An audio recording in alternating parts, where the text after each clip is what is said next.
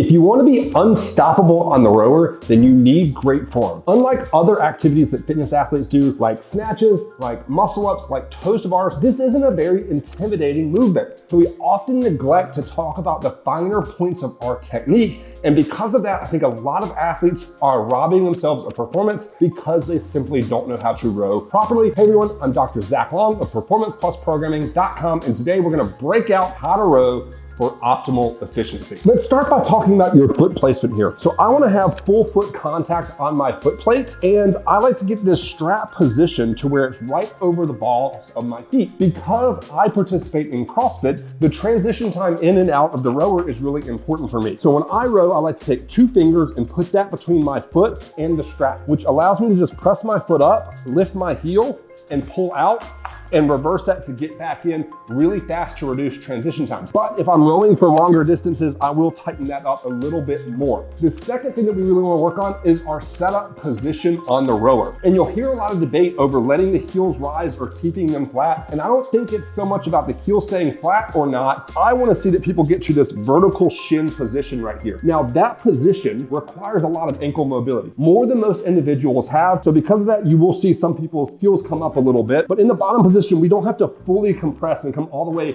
calf to knee, knees really far forward. Just get to that vertical shin position in your setup. The next thing we want to do is in our setup position, we want to have really long arms where I'm reaching towards that chain's attachment point.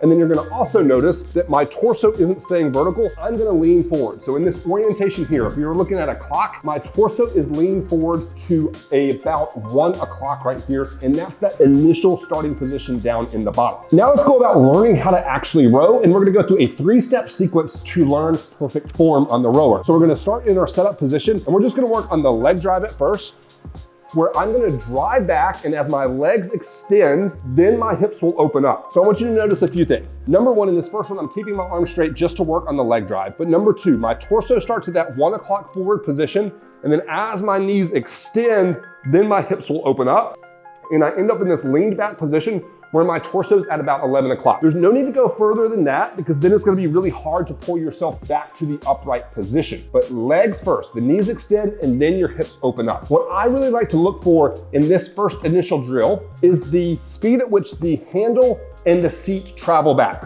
What I want to see ideally is that those travel back at the exact same rate. People will have issues when that doesn't happen. So sometimes we'll see people that shoot their hips back first, and now their low back's gonna have to work really hard to pull back. We won't be able to develop a lot of force.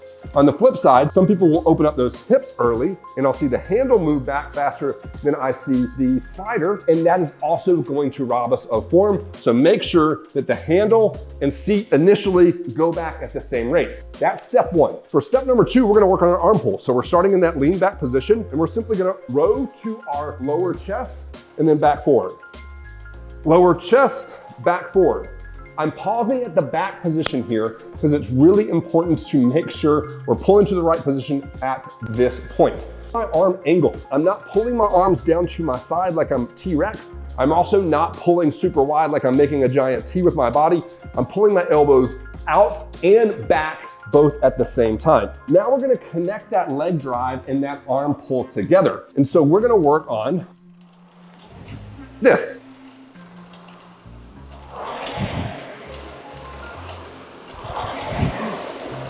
So what we're doing there is leg drive, hips opening up, rowing, and then we're gonna pause. And the reason why we're gonna pause at that back position is that it's really important to think arms initiating the return.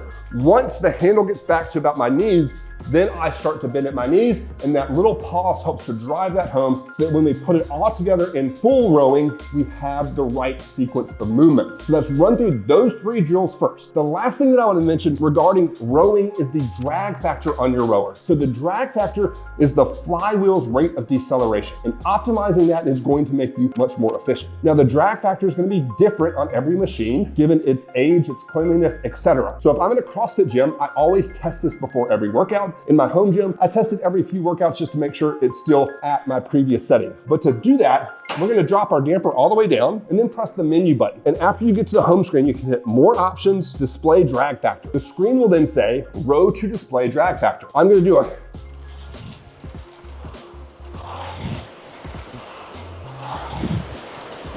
I'm gonna do a couple reps and the number's gonna show up on the screen. Right now it says 86. I'm gonna now increase my damper a little bit and little bit and little bit. Every time I increase it, I'm gonna row a couple reps and look at that drag factor. I found that for most athletes, getting that between about 125 and 130 ends up putting them in the best drag factor for CrossFit style workout. So I hope that gives you some really good tips to dial in your rowing form. If you want to become absolutely unstoppable on the rower, then I want you to check out our Rower Build Your Engine program at performanceplusprogramming.com. This 6-week program develops all 3 major metabolic pathways, so it's going to improve your overall conditioning. But over the course of those 6 weeks, you're going to get a lot of time on the rower. It's going to really help you dial in these finer tuned points on technique while you develop your engine. I just finished this program myself, and my 20-minute average watt test went up by 9%, and my 2K row time went down by 8%. So serious improvements in just 6 weeks, and I hope that you see the exact same. Check that program out, as well as our other conditioning, mobility, and gymnastics programs